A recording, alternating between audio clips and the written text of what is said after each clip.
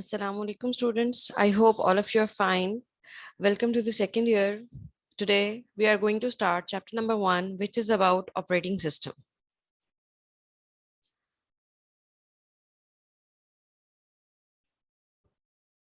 In this chapter, we will learn about the introduction of operating system. We all will be able to define operating system. Then we will discuss some commonly used operating systems. We will also look for the types of operating system, then the classifications, that is single user and multi-user operating system. After discussing the operating systems introduction, we will learn about the functions of operating system, that what actual functions an operating system has to do. And in the end, we will learn about the process management. This is very interesting topic and it is also an important topic from your book. So today we will only learn about the basic concept of operating system, that what operating system is.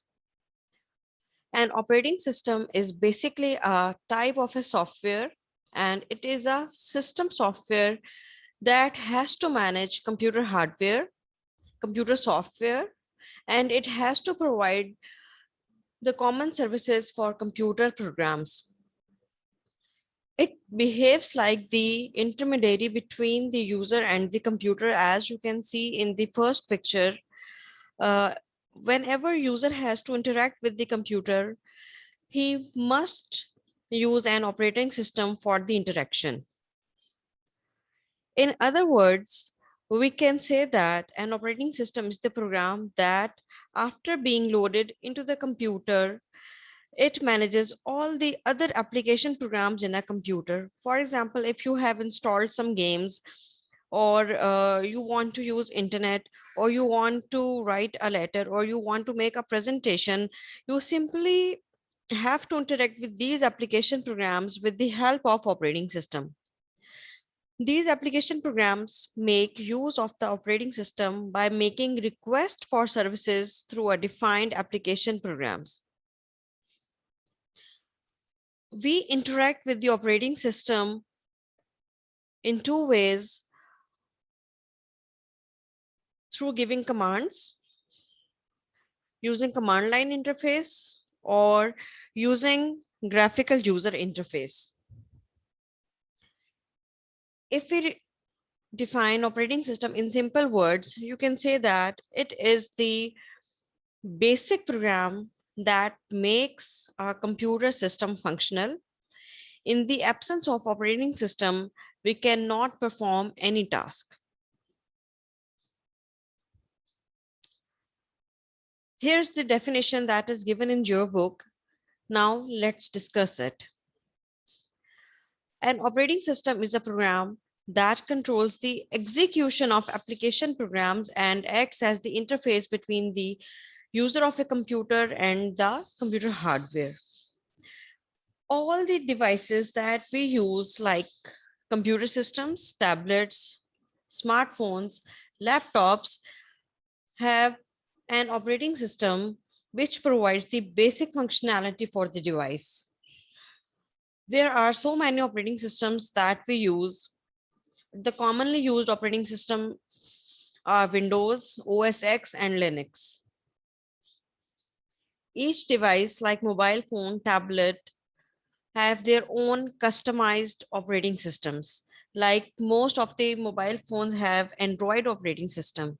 They are Android based, and Android is the operating system for the smartphones. In the same way, different tablets, iPhones, they have their own operating system. And in the absence of operating system, these devices are useless and we cannot perform a single task using those devices. Now, here is the list of the basic tasks that are performed by the operating system. There are so many tasks which are usually performed by the operating system. Here are few from your book. Operating system basically loads application or system software into the main memory and executes it. It means whenever we want to use a program like a game, as we have discussed earlier, It loads that game or the required application software into the main memory, and it actually runs that application software. It is loaded from the secondary memory into the main memory. Operating system controls the operation of the main memory and external storage devices. External storage devices means a CD and a USB. It controls all the memory operations. It has to manage files and folders on storage devices such as hard disk, USB flash drive, and other devices that are attached to the computer. It has to manage the operations of all the input devices and output devices. Basically, it means all the devices that are connected to the computer, for example, a printer, speakers, mouse, keyboard, and what all other devices. It basically controls and coordinates all the peripheral devices. Peripheral devices means all the input output devices that are attached to the computer. We use a generic term for input output devices as peripheral devices. It allows multitasking to handle several tasks at the same time, such as running a spreadsheet software and a word processor simultaneously.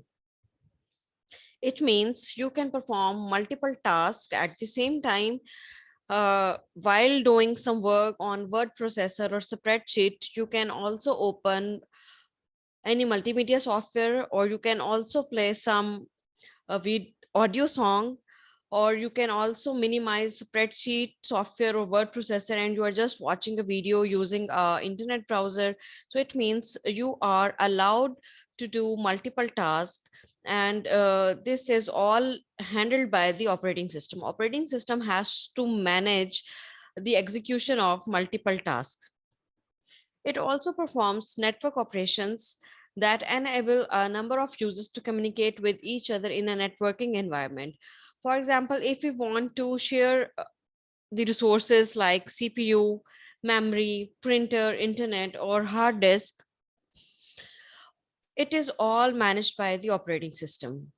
So it means operating system is not helping us to operate a single computer or a standalone system, but it is also helping us to operate our devices on a computer network. It allows all the operations that are required in a networking environment. It has to manage all the operations.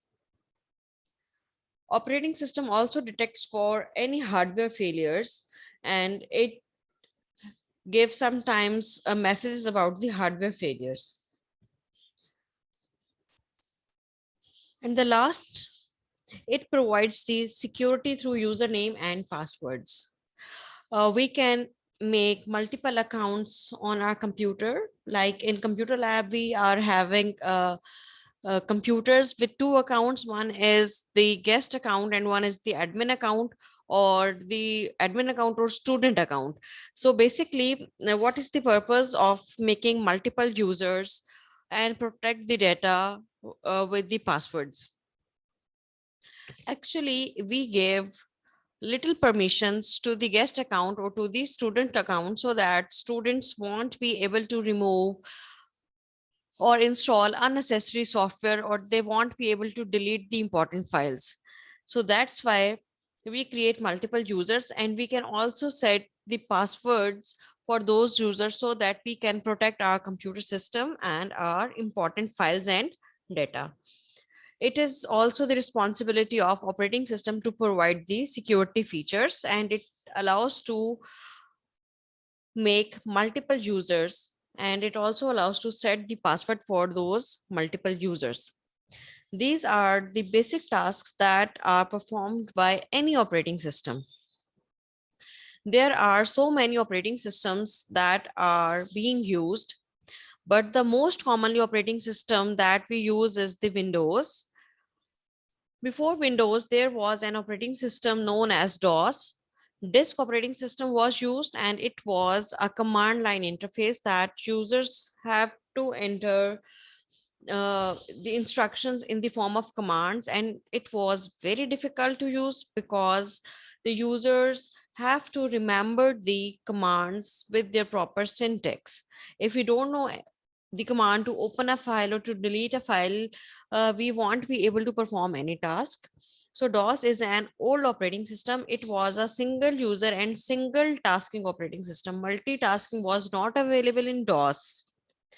Then the Windows is the most commonly used operating system in mostly computers that we have in computer lab have Windows operating system. It is very easy to use and it provides graphical user interface. The next most commonly used operating system are Mac operating system and Unix operating system. Mac operating system is for Macintosh operating system. Apple Macintosh is the company which makes its own specific devices, specific laptops, and this operating system is especially for their own laptops. It is not as commonly used as Windows. Windows is the most commonly used operating system, and Unix is an open source operating system. Open source software means the operating system is available with its complete code. You can use this operating system, you can modify its feature, and it is less prone to computer security threats. Windows operating system is more prone to operating system threats like different type of viruses, and Unix is the least prone. There are less chances of virus attack using the Windows. So that's all for today.